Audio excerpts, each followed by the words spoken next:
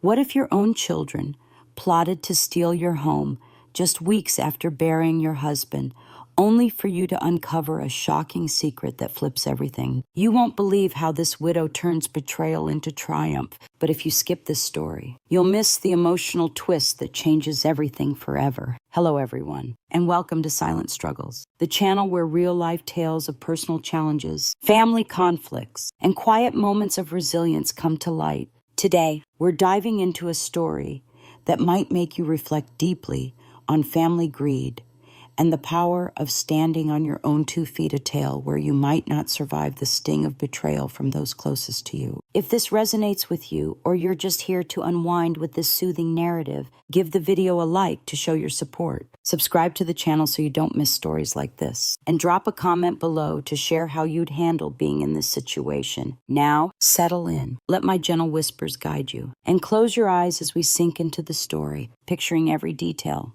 The funeral flowers had barely wilted when the phone calls began. I stood in my kitchen on a Tuesday morning, 3 weeks after we buried Russell, watching steam rise from my untouched coffee. The ceramic mug, the one with World's Best Grandma that my granddaughter Kathleen had given me years ago, felt foreign in my hands now. Everything felt foreign. The house, my reflection in the hallway mirror, even my own voice when I answered the relentless phone calls from my children. Mom, we need to talk about the house. Donald's voice carried that familiar tone of barely contained impatience, the same one he'd used as a teenager when asking for money. Only now, at 32, he wasn't asking. I set the mug down without taking a sip. Good morning to you. 2. Donald, don't start with me. Lisa and I have been discussing your situation, and frankly, it's not sustainable. This house is too big for you alone. The mortgage payments. There is no mortgage. The words came out flat. Factual. Russell had paid it off 5 years ago, but I'd never mentioned that detail to the children.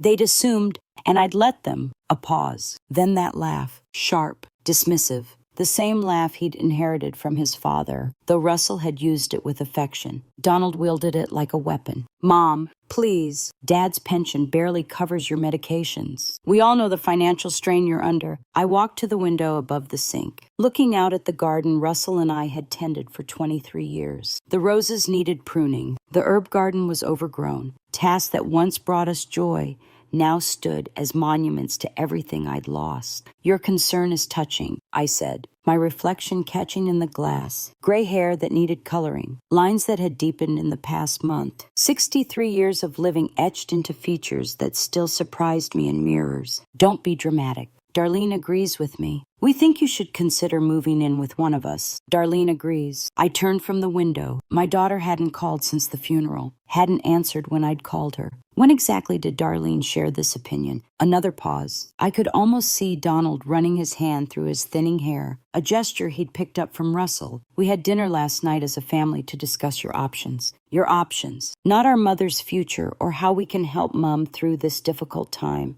My options, as if I were a problem to be solved, rather than a person to be supported. I see. I opened the refrigerator, staring at the casserole dishes still stacked inside. Offerings from well-meaning neighbors that I hadn't touched. And these options include selling my home. It makes financial sense. You could help Lisa and me with our down payment. We've been looking at that colonial on Maple Street. And Darlene could use some assistance with Kathleen's college fund. It's a win-win situation. I closed the refrigerator door with more force than necessary. A win-win situation. Mom, you know I didn't mean it like that. But he had meant it exactly like that. Donald had always been transparent in his selfishness, even as a child. It was almost refreshing compared to Darlene's subtle manipulations. The way she'd learned to ask for things sideways, making me feel guilty for not offering what she'd never directly requested. What did you tell your sister about my finances? I asked. Just the truth. That Dad's pension isn't enough. That the house is too much for you to handle alone. That you're probably struggling more than you're letting on. The truth, as if he knew anything about my actual circumstances. As if any of them had bothered to ask detailed questions about Russell's affairs. About the investments he'd made. About the modest inheritance from his mother that we'd quietly saved and invested over the years. I thought about the folder in Russell's desk drawer. the one I'd found while sorting through his papers. Bank statements, investment portfolios, the deed to a small villa in Marbella that he'd purchased as a surprise for our retirement, a place where we can watch sunsets and drink wine without anyone asking us for anything, he'd said, showing me the photographs just 6 months before his heart attack. I'll think about it, I said finally. Mom, we're not asking you to think about it. We're telling you what needs to happen. Lisa found a buyer already. Her cousin Gregory is in real estate, and he's got a client who's very interested. Cash offer. Quick closing. Start packing your bags. My hand tightened on the phone. You found a buyer for my house. We're trying to help you. Mom, the sooner you accept that this is the best solution for everyone, the easier this transition will be. Transition, as if grief were a business merger, as if the dismantling of 30 years of marriage could be reduced to paperwork and profit margins. And where exactly am I supposed to live during this transition? Well, that's what we wanted to discuss. Darlene's got that finished basement, and with Kathleen away at college most of the year, there's plenty of space. You'd have your own entrance, your own bathroom. It could work out perfectly. Darlene's basement, the same basement that flooded every spring, where she stored Christmas decorations and exercise equipment she never used. The same basement where I'd been relegated during last year's Thanksgiving dinner while the real adults ate upstairs. How generous of Darlene to offer. She's excited about it. Actually, thinks it could be good for both of you. You could help with Kathleen when she's home from school, maybe do some cooking. You know how Darlene struggles with meal planning? Of course. Darlene struggled with meal planning the same way she struggled with laundry, cleaning, and remembering to call her mother. But she excelled at delegating these struggles to others, particularly to the woman who'd raised her to be self-sufficient. And Donald, I asked, what role do you play in this arrangement? Lisa and I will handle the house sale. Obviously, the paperwork, the negotiations. We'll make sure you get a fair price. Fair. I almost laughed. Donald's definition of fairness had always been tilted in his favor, like a carnival game designed to separate fools from their money. I need to think about this. I repeated, Mom, there's nothing to think about. Gregory's client is serious. They want to close within the month. A month? They were giving me a month to dismantle the life Russell and I had built together, to surrender the home where we'd hosted their birthday parties and graduation celebrations, where we'd nursed them through chickenpox and heartbreak, and the various crises of young adulthood. The line went dead. I stood in my kitchen, holding the phone, listening to the sudden silence that seemed to echo through the empty house. Outside, a neighbor's dog barked. A car door slammed, life continuing its normal rhythm while mine spun out of control. But in that moment, something stirred within me, a quiet resolve, like the first hint of dawn after a long night. I'd always been the one to smooth things over, to sacrifice for peace. But perhaps it was time to question why. Why had I let them assume so much? Why hadn't I corrected their misconceptions sooner? As the coffee grew cold on the counter, I felt the weight of unspoken truths pressing down, urging me towards a path I hadn't yet fully seen. That evening, as the sun dipped low, casting long shadows across the living room, I sat with a cup of tea chamomile, for its soothing scent that reminded me of quieter times. The air was thick with the faint aroma of lavender from the garden, mingling with the musty pages of old photo albums I'd pulled from the shelf. Flipping through them, I saw snapshots of Donald as a boy, his gap-toothed grin at a school play, Darlene in her prom dress, radiant and full of promise. But those memories now carried a bitter edge, tainted by their recent demands. How had love turned into this transaction? I whispered to myself, the words hanging in the still air like a confession. The next call came from Darlene, her voice saccharine over the line, as if the previous conversation hadn't happened. Mom, Donald told me about the house. I know this is hard, but it's really for the best. Kathleen's so excited about having Grandma closer. Can't wait to discuss the details. Excited. I doubted that Kathleen hadn't called in months, her texts sparse and obligatory. But Darlene's words dripped with that false enthusiasm, the kind that masked ulterior motives. I scrolled through my phone, confirming the silence from my granddaughter. No messages since Christmas. Just a generic thank you for gifts. The realization hit like a chill wind they'd all moved on, viewing Russell's death as an opportunity rather than a shared sorrow. In the days that followed, the pressure mounted subtly at first, then with increasing insistence. Emails from Donald with property listings for suitable apartments. Texts from Lisa about renovation costs for Darlene's basement. Each one chipped away at my patience, like rain eroding stone. I wandered the house at night, the floorboards creaking underfoot, memories whispering from every corner. The spot where Russell proposed, the wall marked with the children's heights. The scent of his aftershave lingered in the wardrobe, a ghostly presence that both comforted and ached. How could they dismiss this sanctuary so easily? Their concern felt like a veil over greed, and with each call, the veil thinned. By week's end, I'd had enough of the charade. The garden outside bloomed defiantly, petals unfurling despite neglect. Mirroring my growing determination, I began to rifle through Russell's study, the room still redolent with his pipe tobacco, searching for the folder I'd glimpsed before. What secrets had he kept? Anticipating this very storm, the papers rustled softly under my fingers, promising revelations that might shift the balance. As the clock ticked softly in the background, I felt the first stirrings of empowerment, a quiet fire kindling in the ashes of grief. The folder lay heavy in my hands, its contents a testament to Russell's foresight, hidden beneath a pile of old tax returns in his study. The room smelled faintly of pipe tobacco, a scent that clung to the oak desk where he'd spent countless evenings planning our future. I sat in his chair, the leather creaking under my weight, and spread the papers across the desk's worn surface. Bank statements, investment portfolios, and most startlingly, the deed to a villa in Marbella, Spain, purchased as a surprise for our retirement, a place where we can watch sunsets and drink wine without anyone asking us for anything, he'd said, his eyes twinkling as he showed me the photographs 6 months before his heart attack. The images were still vivid in my mind.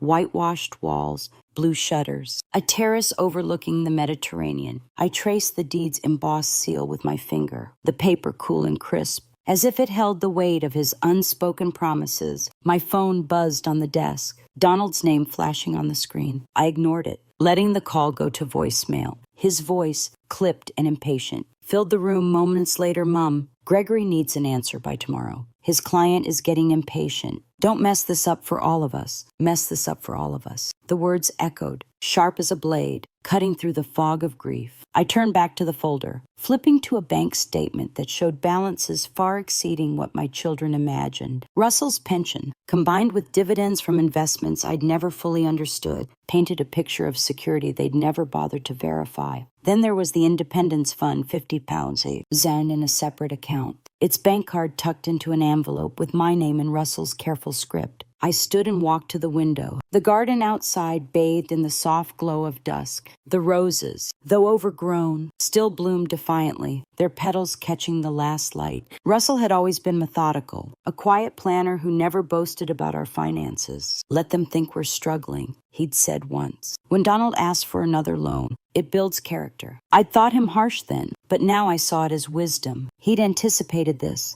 My children's assumption that I was a frail widow, incapable of managing alone, the villa, the investments, the fund. They weren't just assets. They were his way of ensuring my freedom, a lifeline to a future I hadn't dared imagine. The next morning, I drove to the law office, the air thick with the scent of leather and old paper as I sat across from Connie West, Russell's estate attorney. Her silver-streaked hair was pulled back neatly, her eyes sharp and assessing. Mrs. Lawson. This is highly unusual, she said, spreading the documents across her mahogany desk. Your husband was very specific about these contingencies, but I never expected we'd need to implement them. I smoothed my black dress, the one I'd worn to the funeral, and kept my voice steady. Russell always said I underestimated people's capacity for selfishness. I'm beginning to think he was protecting me from a truth I wasn't ready to see. Connie nodded, her fingers tracing the edge of a document. The revocable trust he established gives you complete control over all assets. The children were never named as beneficiaries of the real estate, only the life insurance policy. Everything else, the house, the investments. The property in Spain belongs entirely to you, and they don't know about the Spanish property. I asked, according to Russell's instructions, that information was to be shared only with you, and only after the initial 30-day period following his death. Connie leaned back, a thin smile playing on her lips. He seemed to anticipate that your children might pressure you into hasty decisions. Pressure. Such a polite word for what Donald had attempted. I thought of his voice on the phone, demanding rather than requesting, treating me like an incompetent child. The house sale they've arranged, I said. Can it be stopped? You're the sole owner. No sale can proceed without your signature. If they've found a buyer and are making promises, they're operating under false assumptions. Connie's smile widened, satisfied. Russell was very clear about protecting your autonomy. She slid an envelope across the desk. My name written in Russell's familiar handwriting. He wrote this letter to be given to you exactly 1 month after his death. Today marks that date. My hands trembled as I opened it, his words filling the sterile office with his presence. My dearest Michelle, if you're reading this, it means I'm gone, and you're dealing with the aftermath alone. I know our children, love them though we do, and I suspect they're already circling like vultures, convinced they know what's best for you. They don't. You are an intelligent, capable woman who raised 2 children, supported a husband through career changes, and managed our household with grace and wisdom for over 30 years. Don't let them convince you otherwise. The money and properties are yours to do with as you please. Keep them, sell them, give them away. It's your choice. But make that choice based on what you want, not what others expect. I've watched you sacrifice your dreams for decades, always putting our family first. Now it's time to put yourself first. Go to Spain if you want. Travel the world. Write that novel you always talked about. Whatever brings you joy. The children will survive without your constant sacrifice. In fact, they might grow stronger for it. With all my love and faith in your strength, Russell P. The key to the Spanish house is in my desk drawer, behind the photo of us in Venice. Mrs. Rodriguez next door has been caring for the garden and speaks excellent English. I read the letter twice, my vision blurring. Russell had known. He'd seen what I was too close to recognize, that my children viewed my love as a resource to exploit, not a gift to treasure. Are you all right? Connie's voice was gentle. I folded the letter carefully. I'm better than I've been in weeks. What do I need to do to transfer the house deed to my name alone? It's already in your name alone, Connie said. Russell removed the children from all property deeds 3 years ago, after Donald asked him to co-sign on that failed restaurant investment. The restaurant. I remembered the arguments. Donald's anger when Russell refused to risk our savings. I thought Russell harsh then. Now, I saw it as prescient.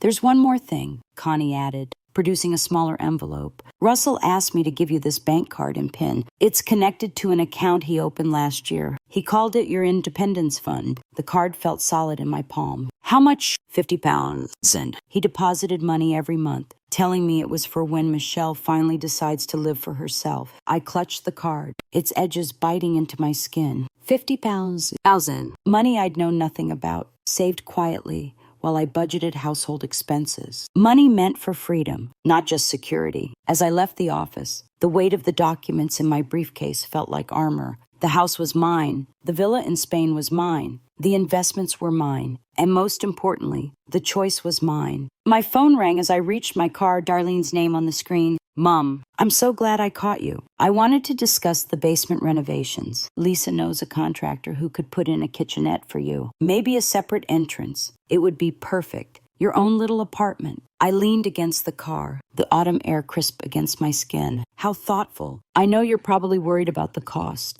but Donald and I figured we could deduct it from the house sale proceeds. Think of it as an investment in your comfort. Your comfort, not my independence or happiness. My comfort, as if I were an elderly pet being relocated to manageable quarters. The car's metal was cool under my hand, grounding me. Darlene, when was the last time you called just to see how I was doing? A pause. What do you mean? I mean a call where you didn't want something, where you asked about my day, my feelings, my plans, when you called because you missed talking to your mother. Mom, that's not fair. I've been dealing with Kathleen's college expenses, and you know how busy work has been. I close my eyes, the scent of fallen leaves mingling with exhaust. Tell me about Kathleen's expenses. Well, tuition is $28,000 a year, plus room and board, books, her sorority fees. Darlene, I've been sending Kathleen $500 every month since she started college. That's $12,000 over 2 years. Silence. Money that was supposed to help with her expenses. Money you never mentioned to Donald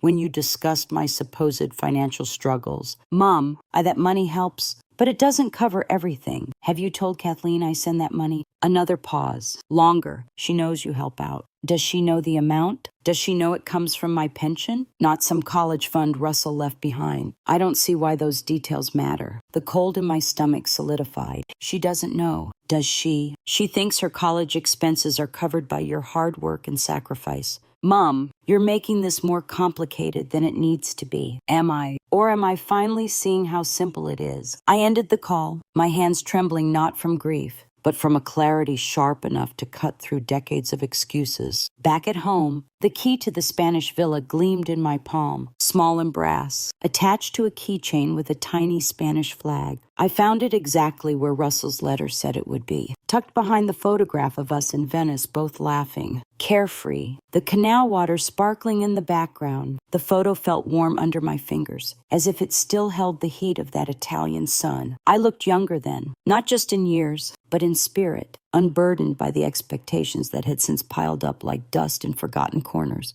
My phone buzzed again, insistent as a mosquito in the quiet study. Donald's text, Mom, Gregory needs an answer by tomorrow. His client is getting impatient. Don't mess this up for all of us. I deleted it without a reply and opened my laptop. The screen's glow casting shadows on the walls, lined with Russell's books. It took 20 minutes to find the property management company's website, their logo a stylized olive branch against a blue sky. Another 10 to compose an email to Mrs. Rodriguez, the neighbor who'd been tending the garden. Dear Mrs. Rodriguez, my name is Michelle Lawson, and I am Russell's widow. I believe you have been caring for our house on Calle de las Flores. I am planning to visit Spain very soon and would like to arrange to stay in the house for an extended period. Please let me know what preparations need to be made. Thank you for your kindness in maintaining the property during this difficult time. Sincerely, Michelle Lawson. I hit send before doubt could creep in, the soft click of the mouse echoing in the room. Then, I pulled out the suitcase from the top shelf of the wardrobe, its zipper rasping like a whisper of change. But packing wasn't for Darlene's basement. No, this was different. I started in Donald's childhood bedroom, the air still faintly scented with the posters of football heroes he'd left behind. I filled boxes with his old trophies, school papers, the baseball glove Russell had bought for his 10th birthday, each item wrapped carefully in tissue, labeled with his name. The cardboard crinkled under my hands, a satisfying sound of finality. I was halfway through Darlene's room, her faded prom photos, the jewelry box I'd given her for her 16th, when my phone rang with an international number. Mrs. Lawson, this is Pilar Rodriguez. I just received your email, and I am so sorry for your loss. Russell spoke of you often. Her English was accented but clear, her voice warm like sun-baked earth. Thank you. Mrs. Rodriguez, I hope it's not too much trouble, but I'm thinking about coming to Spain quite soon. Oh, no trouble at all. The house is ready. I check on it every week, and the garden is beautiful. Russell would be so happy to know you were coming. When were you thinking to arrive? I glanced around Darlene's room, at the boxes of memories for children who saw me as an obstacle. Next week, I said. I'd like to come next week. Pilar's laugh was light, approving. Excellent. I'll prepare everything. Fresh linens, some local bread and cheese. You call me Pilar. Yes. And if you need anything, I am just next door. The moving truck arrived at 7 the next morning. Just as Donald's car pulled into the driveway, I watched from the bedroom window, the curtain soft against my cheek, as he climbed out in his business suit, the yellow one Lisa had chosen for interviews, clutching a manila folder thick with documents. The movers were efficient, their boots thudding on the porch as they consulted their clipboard. Ma'am, where do you want these boxes delivered? The lead mover, a kind-faced man named Rodriguez. Another coincidence that felt like Russell's gentle humor waited patiently. The first set goes to 247 Maple Street, I said, handing him Donald's address. The second to 892 Pine Avenue. Ring the doorbell and tell them these are gifts from Michelle Lawson. Memories they'll want to keep safe. He nodded, a slight smile tugging at his mouth, no doubt sensing the undercurrent of family drama after years in the business. Donald's knock was sharp, demanding. I opened the door, and the red dress Russell always said brought out my eyes, my hair freshly styled at the salon down the road, the scent of hairspray still lingering faintly. I looked nothing like the grieving widow he expected to bully. Mum, what the hell is going on? Why is there a moving truck in your driveway? Good morning. Donald, I'm having some things moved. He pushed past me into the hallway, his eyes darting to the boxes labeled with his name. These are my things, my childhood things. Why are you packing up my stuff? I thought you'd want them. Memories are precious, don't you think? His face flushed, red creeping up his collar like it had in his teenage tantrums. Mom, we need to talk. Gregory's client is ready to make an offer. We need your signature today. I closed the door. the latch clicking softly, and leaned against it, watching him pace like a caged animal. Donald, sit down. I don't want to sit down. I want to know why you're acting so strange. First, you don't return my calls for 3 days. Now there's a moving truck. Sit down. Something in my tone calm. Unyielding stopped him. He sat on the bottom stair, the folder crinkling in his grip. Where exactly did you tell Gregory's client the money from this house sale would go? I asked, my voice even as the scent of fresh coffee wafted from the kitchen. What do you mean? Did you tell them the proceeds would be split between you and Darlene? Did you calculate how much you'd each receive after paying off this mysterious mortgage you're so worried about? Donald's jaw tightened, the air between us thick with unspoken accusations. Mom, you're not thinking clearly. Grief can cloud judgment. My judgment is perfectly clear, clearer than it's been in years. I walked to Russell's armchair, the leather cool under my fingers, the one the movers would soon load. Let me ask you something else. When you had dinner with Darlene to discuss my situation, did either of you ask how I was handling Russell's death emotionally? Of course we care about. Did you ask if I was sleeping, eating, if I needed someone to talk to, or just company? Did you ask what I might want to do with my life? Now that I'm alone for the first time in 30 years. He stared, the folder slipping slightly. Or did you spend the entire dinner calculating how much money you could extract from your father's death? That's not fair. I pulled out my phone, opening the calculator app with a soft tap. Let's see. If you sold my house for the amount Gregory quoted, $350,000, and split it between you and Darlene after imaginary closing costs, you'd each get about $160,000. Am I close? The color drained from his face, leaving him pale against the hallway's muted light. That's what I thought. Donald, do you know what your father's actual pension pays me monthly? Mom, I don't see why $200 every month, along with his Social Security and dividends from investments you know nothing about. I let the numbers hang, heavy as the silence that followed. Tell me again how I can't afford to keep this house. Donald stood abruptly, the folder falling to the floor with a thud. You lied to us. I never lied. You assumed, and I didn't correct your assumptions. There's a difference. You let us think you were struggling. You wanted to think I was struggling. It made it easier to justify treating me like a problem to be solved, rather than a person to be supported. The moving truck's engine rumbled outside, vibrations humming through the floor. Through the window, I saw the men loading Russell's chair, straps snapping into place. Mum, if you don't need the money, then why? Donald stopped, his mind catching up. You're punishing us. I'm giving you exactly what you asked for. You asked me to move out of my house. I'm moving. You wanted my belongings distributed so they wouldn't be a burden. I'm distributing them. I picked up the fallen folder, glancing at Gregory's letterhead. You wanted to handle my affairs. But Donald, these aren't your affairs to handle. He grabbed for it, but I held it away. Mom, be reasonable. We can work this out. Maybe you don't have to move to Darlene's. We could find you a nice apartment. Something more manageable. More manageable for whom? The question sliced the air, leaving him speechless, his mouth opening and closing like a fish on dry land. My phone rang. Darlene. Answer it, I said. Put it on speaker. He shook his head, but I answered anyway, the speaker crackling to life. Mom, what is this insanity? There's a moving truck at my house, and 2 men are trying to deliver a piano I don't have room for. Hello, Darlene. The piano you begged for when you were 8. I thought you'd want it back. I don't want it back. I have no room for a piano. And Donald called me about some crazy idea that you're not selling the house. The house isn't being sold. Silence. Then her voice sharpened. What do you mean it's not being sold? I mean exactly that. This is my house. Russell left it to me. I'm not selling it. But Donald said you couldn't afford.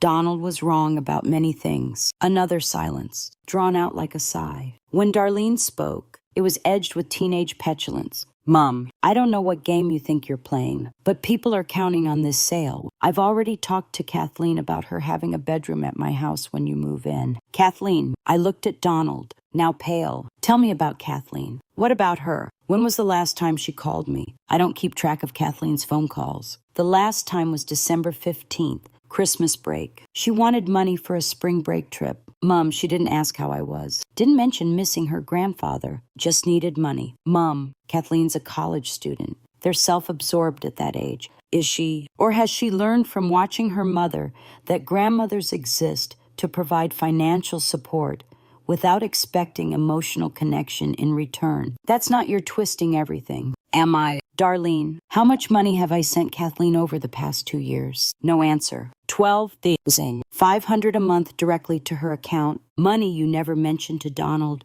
when you claimed I was financially struggling. Money Kathleen apparently believes comes from your sacrifice, not mine. Donald stared, mouth agape. You've been sending Kathleen money every month because I love my granddaughter and want her to succeed. I turned from the window, facing them both, Donald in person, Darlene through the phone. But love isn't supposed to be invisible. Support isn't supposed to be secret. When did my family decide that my contributions only mattered when they were hidden? Darlene's voice softened, almost pleading. Mum, we never meant yes. You did. You meant exactly this. You wanted my resources without my presence, my money without my opinions, my compliance without my autonomy. I ended the call, the silence rushing back like a wave. The moving truck would be at Donald's in 30 minutes. I suggest you make room for your childhood memories. Mum, please, we can fix this. How? The question stopped him. I could see him scrambling for words to regain control. We could have dinner as a family. Talk about what you really want.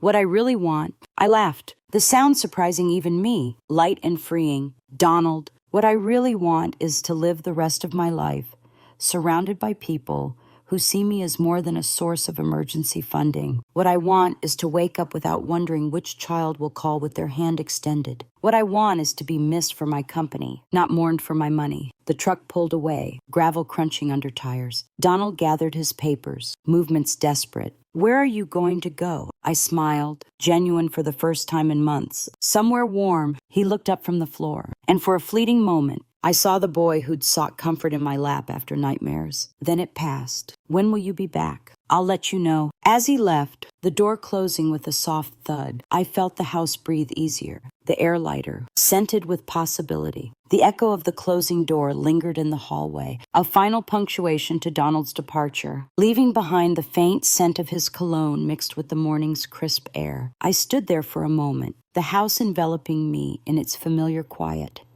The tick of the grandfather clock in the living room, the distant hum of a neighbor's lawnmower. But this silence felt different now, not oppressive, but liberating, like the first deep breath after surfacing from underwater. With the legal documents from Connie still fresh in my mind, their weight in the briefcase by the door, a tangible reminder of Russell's legacy. I knew it was time to act on the clarity they'd provided. No more dithering in the shadows of assumption. The trust, the deeds, the Independence Fund. They were tools for reinvention, not just preservation. I returned to Russell's study, the room bathed in midday light filtering through the lace curtains, casting patterns on the floor like scattered memories. The folder lay open on the desk, its contents a map to freedom I'd only begun to navigate. Connie's words replayed in my head. You're the sole owner. No sale can proceed without your signature. Russell had been meticulous, removing the children from the deeds after that disastrous restaurant venture, foreseeing the greed that grief might unleash. I sat at the desk, the wood smooth under my palms, and pulled out the bank card for the Independence Fund, $50,000. The number still astonished me, deposited month by month in secret, a quiet rebellion against the family's expectations. Russell's letter, folded neatly beside it, urged me onward.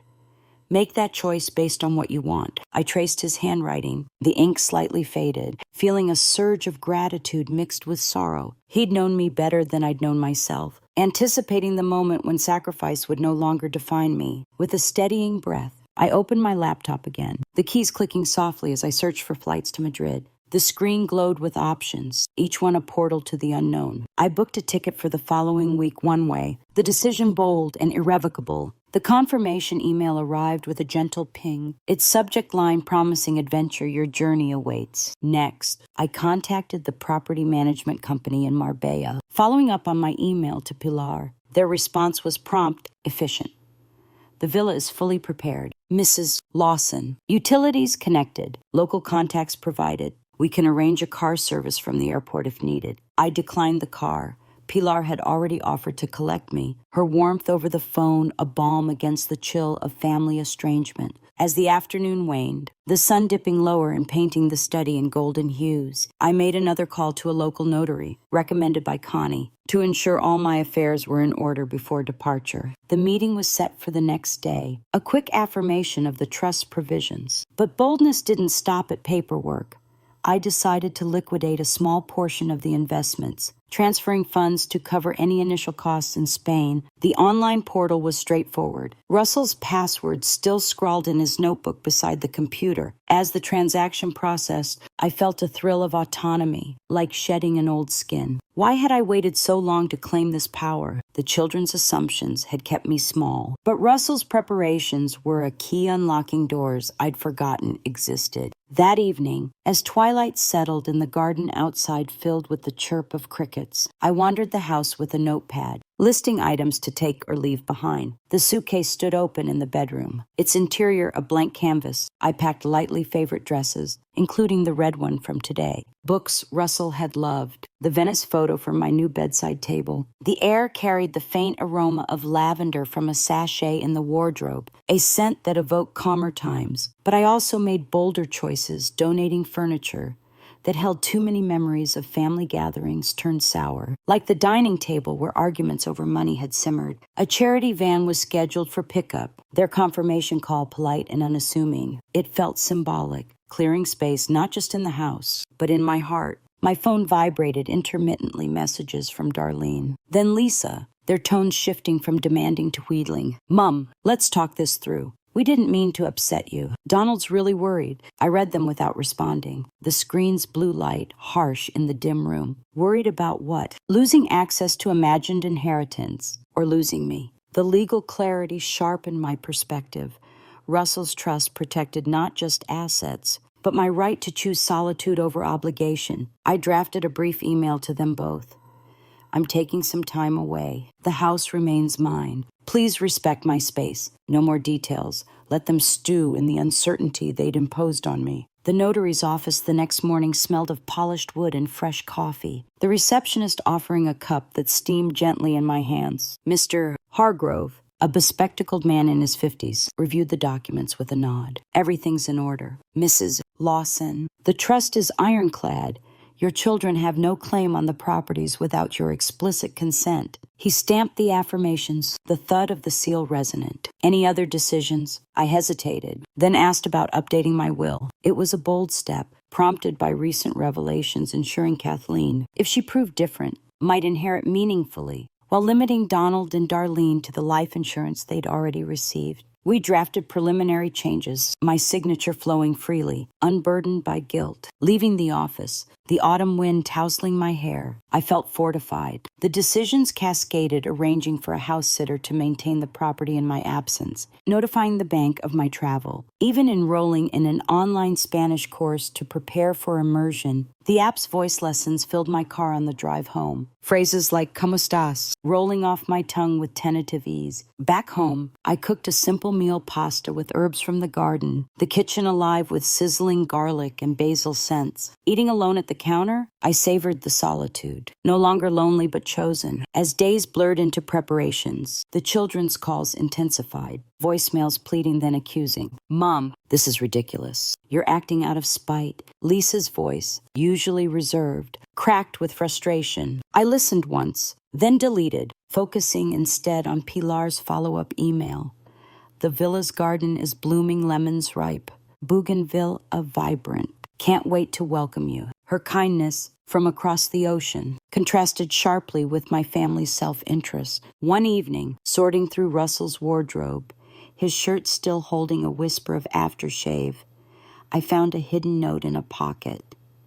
"For Michelle, my love embraced the sunsets." Tears came, soft and cleansing, as I packed a few of his items, talismans for the journey. By week's end, the suitcase was zipped, the house secured. I stood in the garden one last time, pruning the roses with gentle snips, the thorns pricking lightly as reminders of resilience. The legal clarity had solidified my control, but it was the decisions booking the flight, updating the will, claiming the villa that propelled me forward. No longer a widow adrift. I was a woman reborn, stepping into the life Russell had envisioned. The airport taxi arrived at dawn, its engine purring softly, ready to carry me to new horizons. The flight to Madrid stretched 13 hours, a cocoon of reflection high above the clouds. I sat by the window, Russell's preferred seat, watching the Atlantic unfurl below like a vast, shimmering blanket. The cabin air was cool, scented with airline coffee and the faint perfume of the retiree beside me, who chatted briefly about visiting her daughter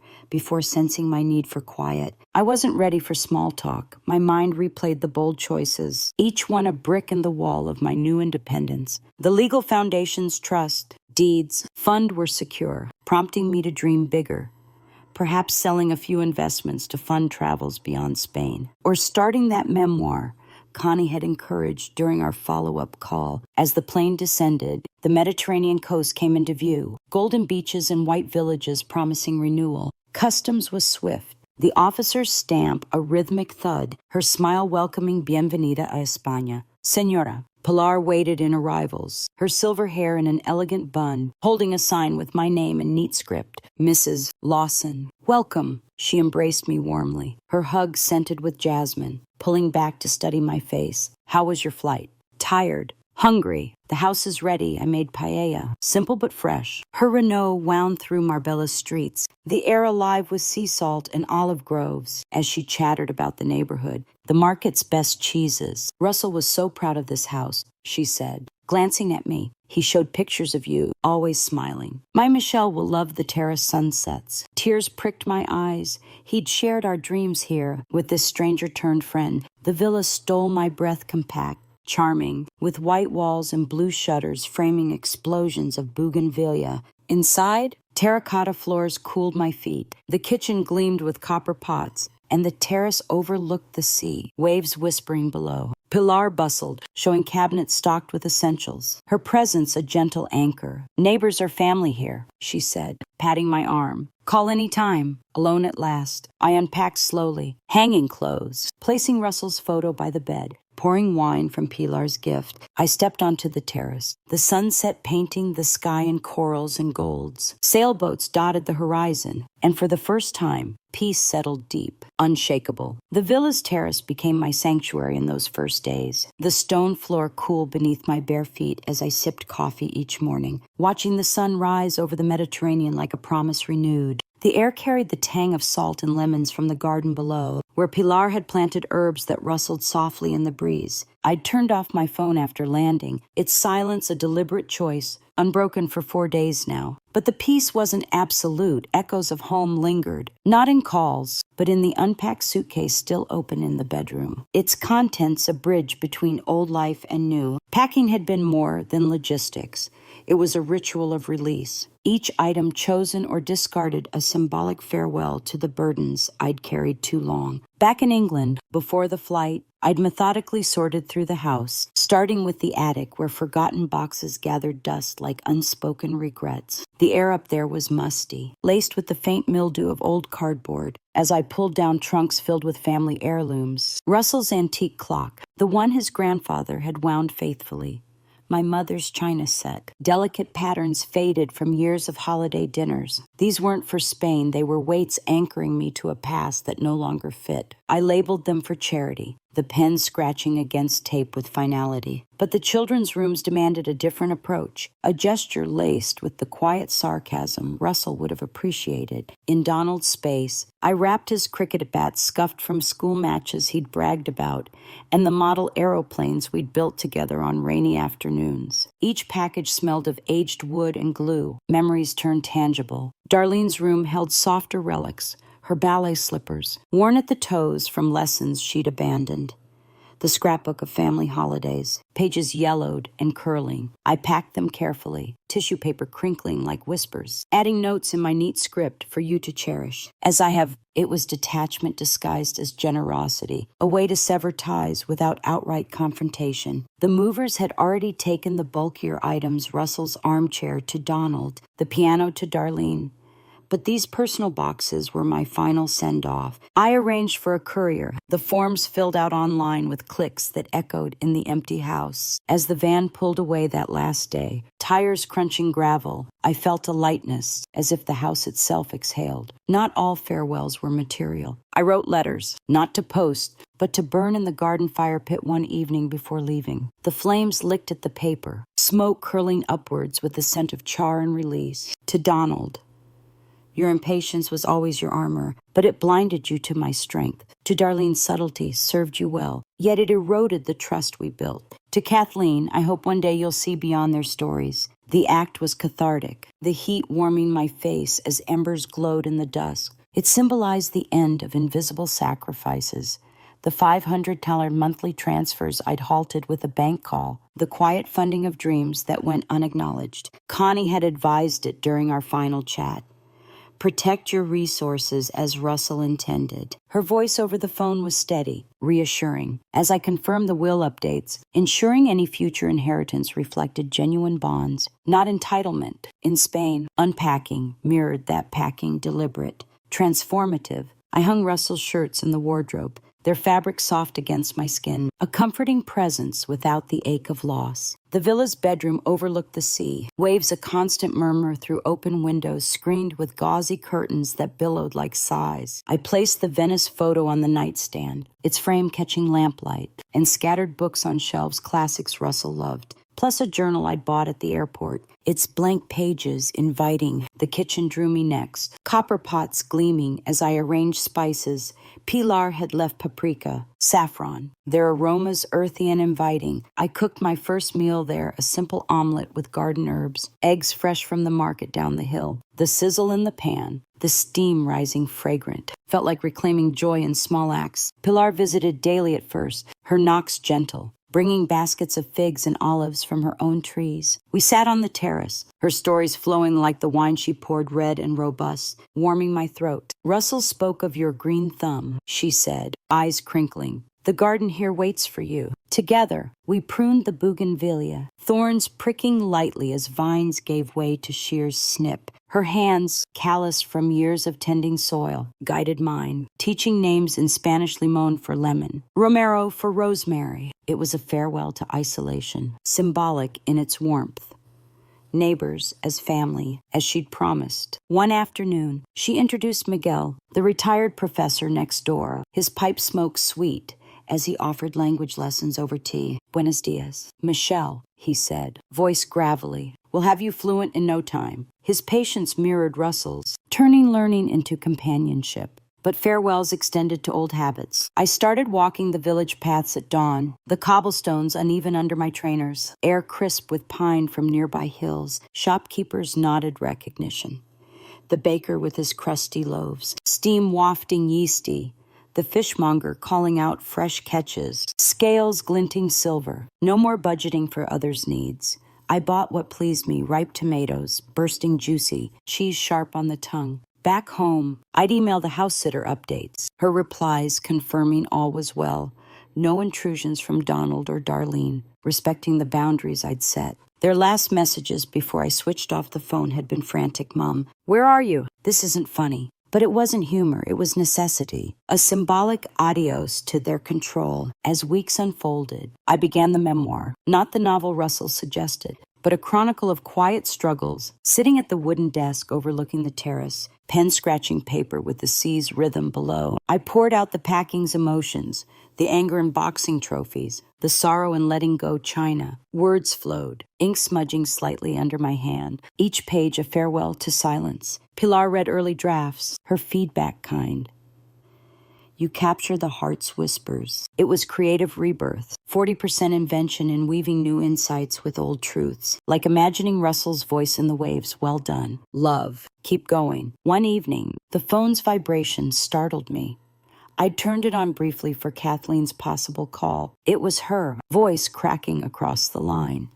Grandma, finally. I've been trying for days. Hello, Kathleen. Where are you? Mom won't say, just that you fought with her and Uncle Donald. And now there's drama about a house sale that fell through. Slow down. Sweetheart, I can't. I'm furious. Do you know what Mom told me? What? That you've been sending me $500 monthly for college. 2 years now. She said it like a burden she'd hidden. But Grandma, why didn't you tell me? Your mother thought it best. Best for who? For her. To take credit. For Uncle Donald. To pretend you were poor. Kathleen's sobs carried over the ocean, raw and unfiltered. I'm so ashamed. You have nothing to be ashamed of. Yes, I do. They convinced me you were fragile, that calling too much would attach you. So I gave space, and meanwhile, you funded my life without thanks. The conversation stretched, her anger giving way to questions. Is it beautiful there? The most beautiful place I've ever seen. Can I visit? The question surprised, warmed me. In 3 weeks, for spring break. Yes, come. After hanging up, I paced the terrace, stars emerging overhead like scattered diamonds. This was a new farewell to resentment,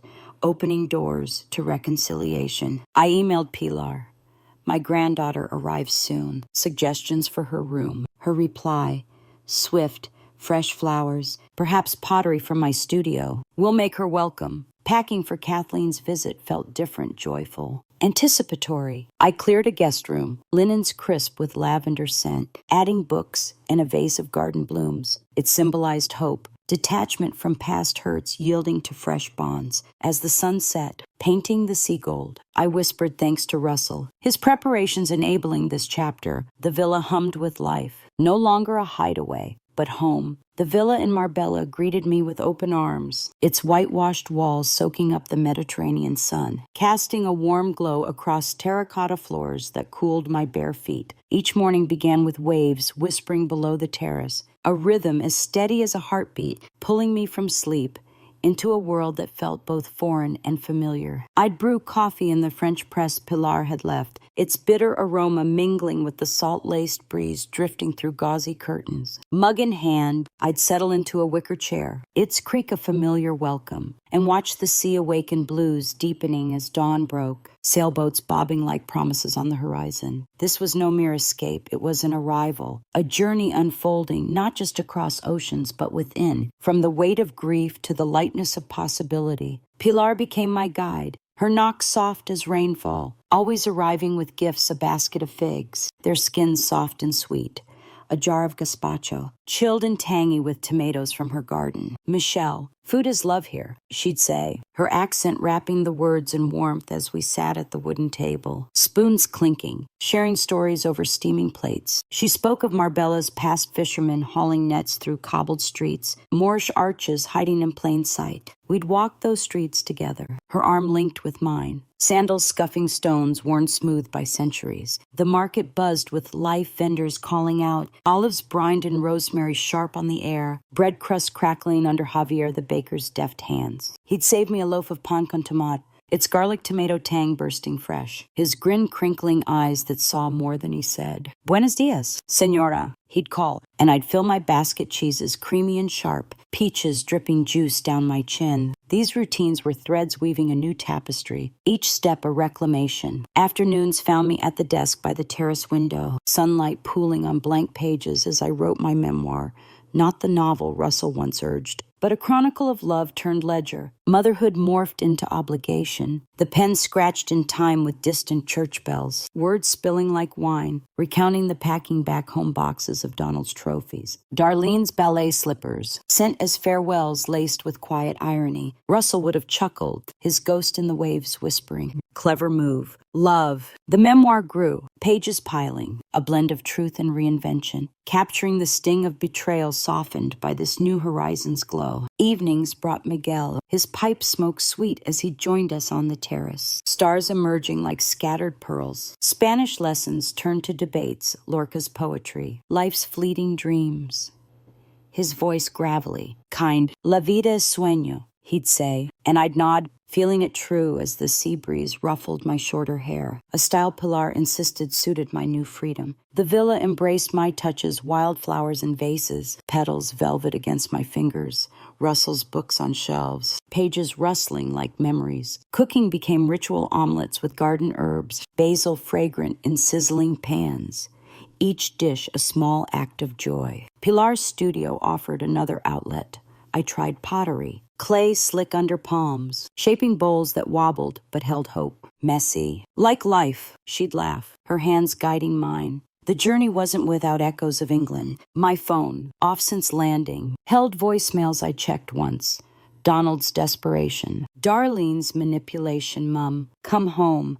Kathleen's confused. I deleted them, save for Kathleen's grandma. Miss you. Call soon. Her words sparked hope. A crack in the family's facade. I replied briefly, in Spain, safe, call when you can. Then, silence again, the device tucked away like a relic. Pilar sensed my thoughts, her mint tea steaming as she asked, family troubles. I'd share fragments, children's greed, Russell's foresight, and she'd nod. Her own son, distant but loved. Time clarifies. Like the sea, she'd say, and we'd sit. Fireflies dancing. Silence as warm as the wine we sipped. One dawn, I hiked to a cove below, pine needles crunching, time sharp underfoot. The sand warmed my toes, waves silky as I waited, collecting shells smooth, iridescent gifts from the sea. On the terrace, they gleam beside my journal, symbols of this crossing. The village wove me in book club debates at a cafe, espresso bitter and rich, shopkeepers learning my name, their kindness a balm. This was home now, not a hideaway Russell's dream made mine. Its walls humming with life as I prepared for Kathleen's visit. Her emails bright canceled Cancun, Spain's magic. I readied her room, linens crisp, flowers fragrant. The journey unfolding into connection. Solitude in Marbella wasn't the hollow ache I'd known in England. It was a soft cloak, chosen and comforting, wrapping me in the villa's quiet embrace. Mornings greeted me with doves cooing in the eaves, their calls blending with the sea's murmur, pulling me to the terrace with coffee steaming in my mug, its bitterness grounding against the dawn's sweet air. The Mediterranean stretched vast, a mirror of sky and soul, waves lapping gently as I settled into routine walks to the market, basket heavy with tomatoes bursting red, cheeses sharp on the tongue, the baker's loaf warm and crusty. Javier's grin welcomed me daily. His buenos dias, Senora a ritual as familiar as the cobblestones underfoot, their uneven rhythm guiding my steps through streets alive with chatter and olive brine's tang. Reflections on family sharpened in these walks, the distance lending clarity like a lens polished clean. Donald's hallway confrontation replayed his flushed demands, the folder of sale papers crinkling in his grip. How had his boyish impatience hardened into greed? Darlene's voice, saccharine over the phone, masking calculations. Kathleen so excited about having Grandma closer. Lies I saw now. To justify their plans, I'd pause at a cliffside overlook. Wind carrying salt and pine, and whisper to the void. When did my love become their currency? The 12th bound for Kathleen, sent monthly, swallowed by their narrative of my fragility. Here, solitude stripped away excuses. I'd enabled it, softening their edges to keep peace, but peace had cost me self. The sea below seemed to nod, its waves a steady pulse of truth. Writing-filled afternoons, the memoir growing at the desk where sunlight spilled like honey, pen scratching in sync with gulls' cries. It wasn't just memory, it was reinvention, weaving grief's raw threads into stories of resilience. I wrote of England's packing trophies and slippers, boxed with a wry twist, sent to jolt their assumptions. Russell's voice echoed in the prose, imagined encouragements. You're free now. Love. The words healed, each page a step from victim to victor. Solitude a canvas for rediscovery. Pilar read drafts, her eyes bright. You see the heart's quiet battles. Her pottery studio became my refuge. I shaped clay, its cool weight grounding. Bowls emerging lopsided but honest, like me. Evenings wove community into solitude's fabric. Pilar's suppers, paella rich with saffron. Shrimp shells clinking filled the terrace with laughter. Her stories of Andalusian festivals painting pictures of lantern-lit nights. Miguel's pipe glowed. His literary musings over sangria fruit bobbing, ruby red, drawing me into debates on freedom. His La Vida es Sueño resonating as stars blinked awake. Their kindness, light as sea foam, anchored me without obligation. Unlike the family I'd left, I swam at dusk in the hidden cove, water silky, sky blazing coral, floating weightless as thoughts of Kathleen surfaced. Her call had stirred hope. Her shame at their lies a mirror to my own. Would she see me here? Beyond the grandmother who sent checks. The shells I'd collected gleamed on the terrace, symbols of peace emerging. Nights brought stargazing, blanket soft against shoulders. Sky of velvet dome studded with light. Constellations. Russell taught me sparkled, linking past to present without pain. Chamomile tea steamed, its floral warmth soothing as I journaled by candlelight, flames casting dancing shadows. I wrote of family dynamics. Donald's carnival game fairness. Darlene's delegated struggle sarcasm softening the sting. Forgiveness came, not for them, but for my silence. Years of enabling their narrative. Solitude taught worth. A quiet strength blooming like the garden's roses. Soil dark under my nails from planting with Pilar. Her words lingered.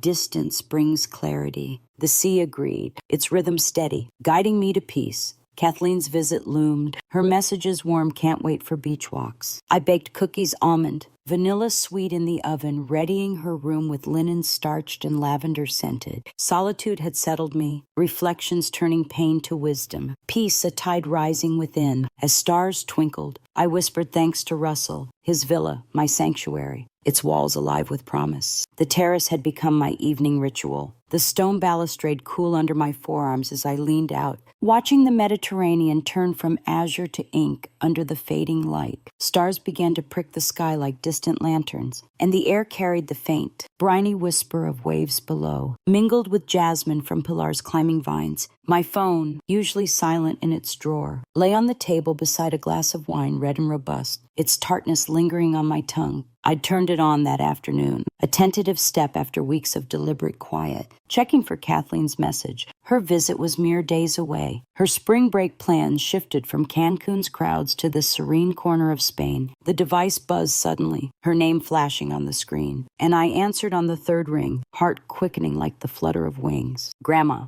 Oh my God. Finally. I've been trying to reach you for days. Her voice spilled out, breathless and edged with something raw, not the casual entitlement of our past calls, but a fervor that caught me off guard. Hello, Kathleen. Slow down. Sweetheart. I can't slow down. I'm furious. Do you know what I found out? What Mum told me yesterday. I sank into the wicker chair, its weave creaking softly, the wine glass forgotten, as the sea's murmur faded behind her words. What did she tell you? She told me you've been sending me money for college, £500 every month for 2 years. She said it like it was some big burden she'd been hiding to protect me. But Grandma, why didn't you tell me? Why didn't I know? The pain in her tone sliced through the line, sharp as a thorn from the garden roses. Your mother thought it was better that way. Better for who? Better for her, so she could take credit for my tuition payments. Better for Uncle Donald, so he could pretend you were poor and needed to sell your house. Kathleen's sobs broke through, ugly and unfiltered, carrying across the ocean like a storm's first gusts. Grandma, I am so ashamed. I am so ashamed.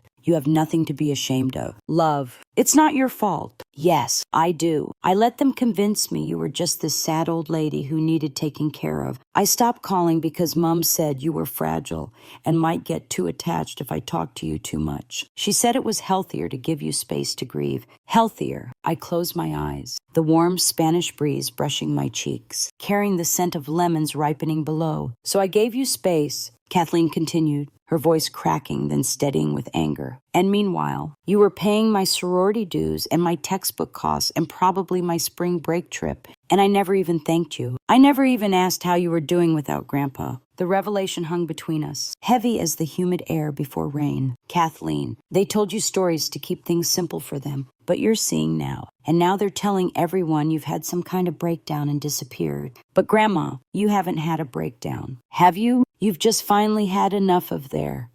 The unexpected profanity made me smile despite the ache. A fierce spark in her that echoed Russell's quiet determination. Language. Kathleen, sorry. But am I right? I looked out at the darkening sea, lights twinkling at the village below like hopeful embers. Yes, you're right. Where are you? Spain. Spain, like the country Spain. Your grandfather bought a house here for our retirement. I'm sitting on the terrace right now, looking at the Mediterranean. A long pause, then quietly, is it beautiful? It's the most beautiful place I've ever seen. Grandma, I need to tell you something. I need to apologize. You don't need to apologize for anything. Sweetheart, you were told lies by people you trusted. That's not your fault. But I should have known. I should have called you more. Should have asked questions. Kathleen, listen to me. I stood, pacing the terrace, the tiles smooth under my feet as stars multiplied overhead. You're 20 years old. Your job right now is to study and grow and figure out who you want to become. It's not your job to manage family finances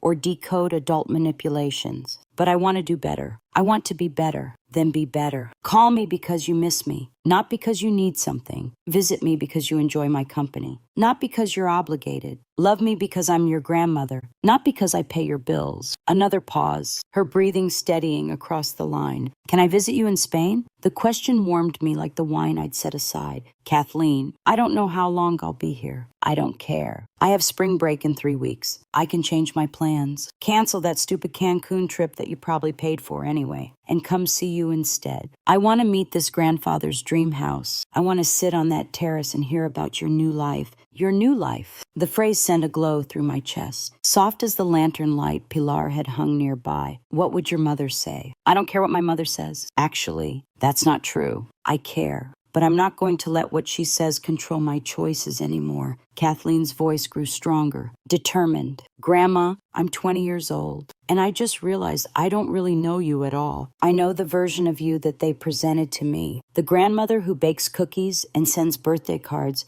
and needs to be handled carefully. But you're not that person, are you? I thought of the woman who'd confronted Donald, who'd boarded a plane alone, who'd found peace in pottery and prose. No, I'm not that person at all. Good, Kathleen said fiercely. I can't wait to meet the real you. We talked longer, her questions tumbling out. What's the garden like? Do you speak Spanish yet? Have you made friends? I described Pilar's warmth, Miguel's lessons, the market's bustle, each detail painting a picture of renewal. She laughed at my pottery mishaps, the lopsided bowls I'd shaped, clay still under my nails from that afternoon. By the end, her sobs had turned to excitement. A bridge built over the chasm their lies had dug. I'll book my flight tomorrow, she promised. See you soon. Hanging up, I sat in the darkness, the call's echoes lingering like the waves' sigh. Emotional reconciliation wasn't instant. It was this. Truths revealed in a pivotal conversation, sparks igniting where resentment had smoldered. Kathleen's awakening mirrored my own, her fury at their deceptions a validation I'd craved. The family dynamic shifted in that moment, not mended fully, but cracked open for light. I poured more wine, its pour a soft glug in the quiet, and raised a silent toast to Russell. His foresight had paved this path, from betrayal's sting to this budding bond. The next days buzzed with preparation, Pilar helping ready the guest room linens fresh with lavender, a vase of bougainvillea vibrant on the sill. She sensed the shift, her pat on my arm, gentle. Family healing is like mending pottery, stronger where broken. Miguel offered books for Kathleen, classics in English and Spanish, their pages promising shared discussions. The call had sparked more than reconciliation.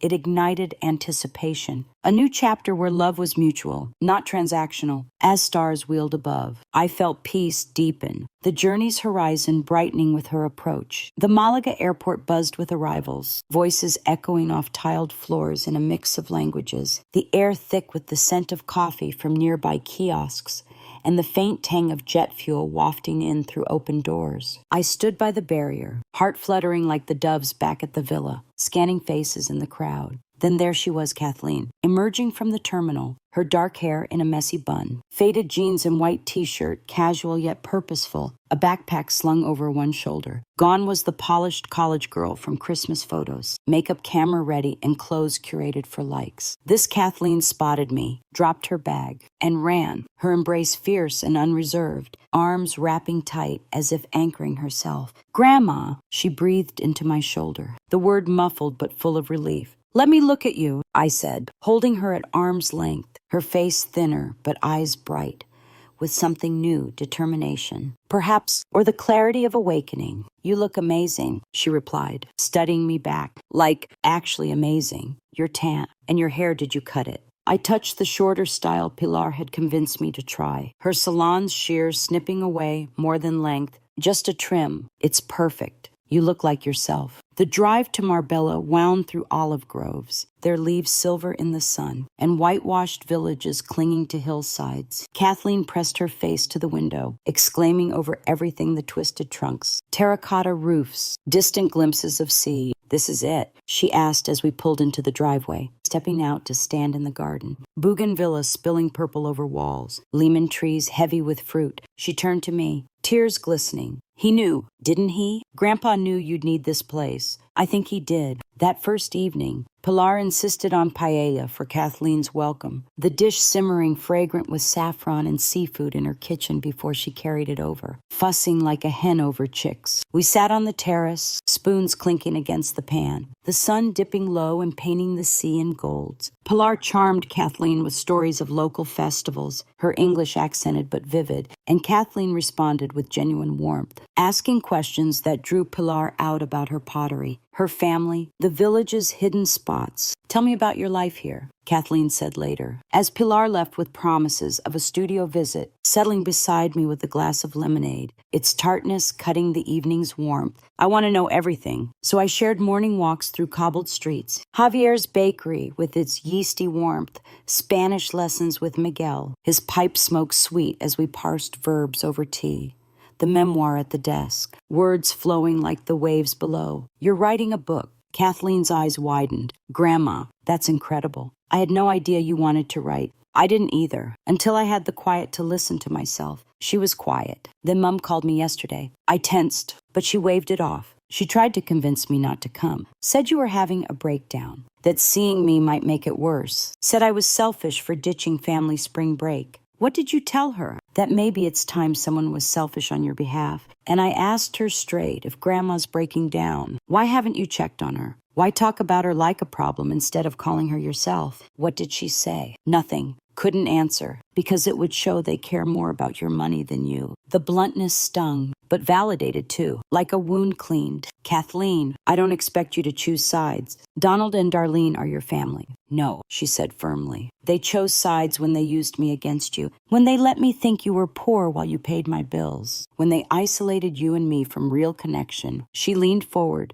the terrace lantern casting soft shadows on her face. "Grandma, I've thought about this for weeks. They didn't just lie to you about finances. They lied to me about you, convinced me you were fragile, that too much contact would burden you. But it wasn't protection, it was control, to keep you desperate, me distant." I stared, amazed at her insight. "It almost worked," she added, fists clenching. "I almost became someone who ignores her grandmother's loneliness for convenience. But you didn't, only because you forced the truth out. If you hadn't left, hadn't shown their true faces." We sat in silence, stars emerging overhead, the sea's rhythm a soothing underscore. "Can I stay longer than a week?" she asked finally. "What about school?" "I've talked to professors. Independent study papers online. Exams remote. I don't want to go back yet. I want real time with you, not holidays or agenda calls." "Kathleen, your education, it's still there. But this chance with you might not come again." Her eyes, Russell's eyes, held steady. "Grandma, I'm 20, and I've never really talked to you. You've been the one with cookies, care packages, showing up with desserts. But I don't know what makes you laugh. Your dreams, who you were before us, and you want to know everything." The next morning, Kathleen joined my village walk, charming Javier with mangled Spanish, his laugh booming as he handed her extra pastries. Flaky and warm, she helped Pilar in the garden, soil dark under nails as they pruned rosemary, its piney scent releasing with each snip.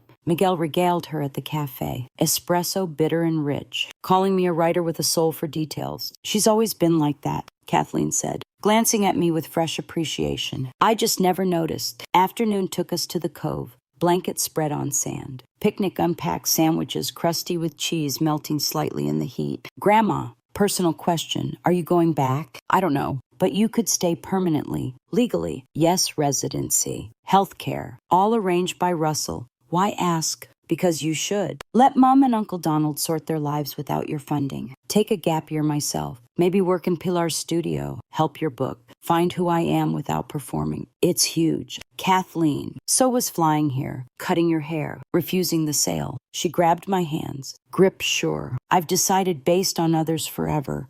Mum's wants, professors, sororities. But here, with you, I see clear. You're the strongest I know. I want to choose love over comfort, truth over ease. Your mother won't forgive me if I derail you. This isn't derailing, it's saving." That evening, we called her university, arranging leave, her voice firm on the line, then Pilar for apprenticeship details, her excitement bubbling. Finally, Kathleen called Darlene, speaker on. The sunset gilding the terrace. "Mum, extending my stay." "No, not a breakdown, a breakthrough. I'm 20, I decide. Actually, choosing Grandma because she treats me like I matter beyond what I provide." She hung up, phone off. Regrets. One taking 20 years to find where I belong. As we sat, stars twinkling, my story of loss turned to finding illusion of family shed, for reality celebrating strength. Kathleen's visit brought interactions raw and real, activities shared in sun and soil, paths forward decided not in haste, but heart. The villa's terrace had become our shared sanctuary,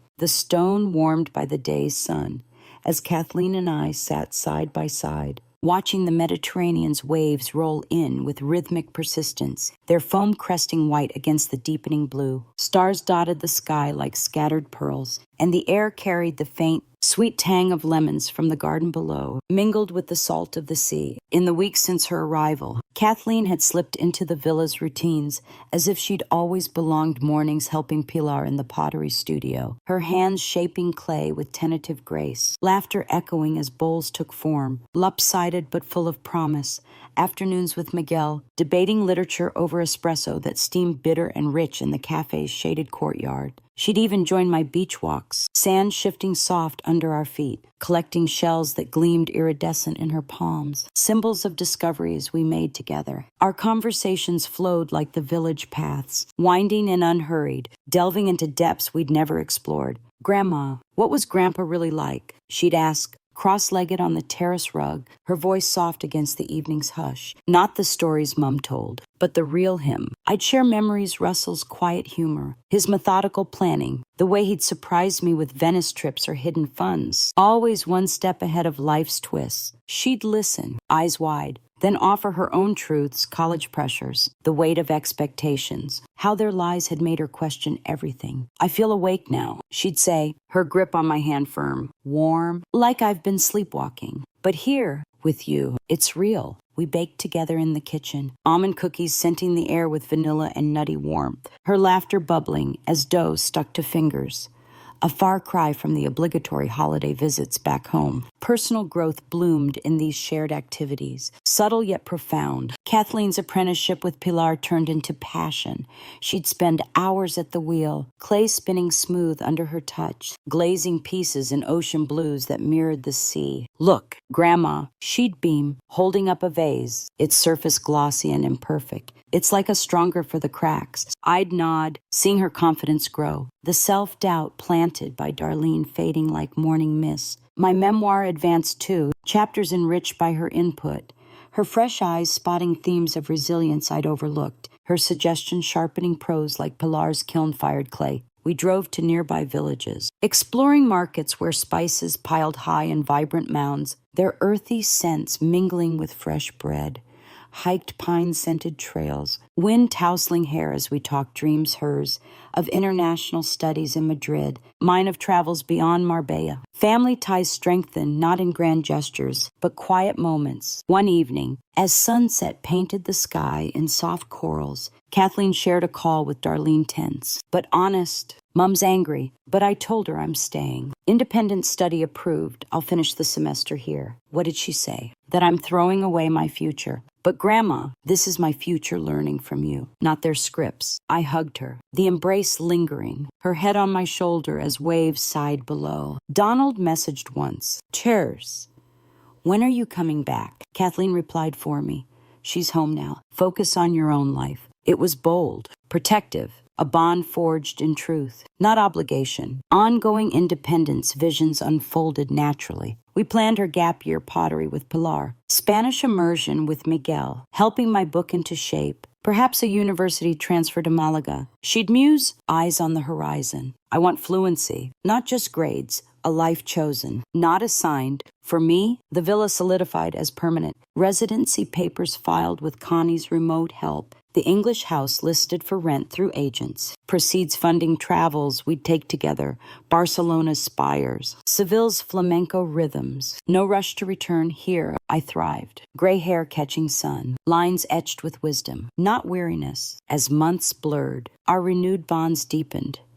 Grandmother and granddaughter. Equals in growth. Kathleen's laughter filled the villa, her presence a light chasing shadows of loss. We'd sit on the terrace at dusk, wine for me, herbal tea for her steaming floral, toasting to Russell, to dreams reclaimed. Family wasn't blood alone, but choice hers to stay, mine to welcome. Independence wasn't solitude, but freedom shared, horizons endless as the sea before us. In this Spanish haven, we'd built something enduring, roots in sun-baked soil, blooming defiant and true. As the stars fade softly into the velvet night, and the gentle waves below whisper their eternal lullaby, let this tale settle over you like a warm blanket. Dear listener, you've journeyed with Michelle through shadows of betrayal and blooms of renewal, witnessing how quiet strength can reshape a life, how bonds once strained can mend in the soft light of truth. Feel the terrace's stone cool beneath your touch, the lemon-scented breeze brushing your skin, carrying away old hurts on its wings. Kathleen's laughter echoes faintly now, a promise of tomorrows filled with shared sunsets and unspoken understandings. Rest easy, knowing that independence is not a lonely path,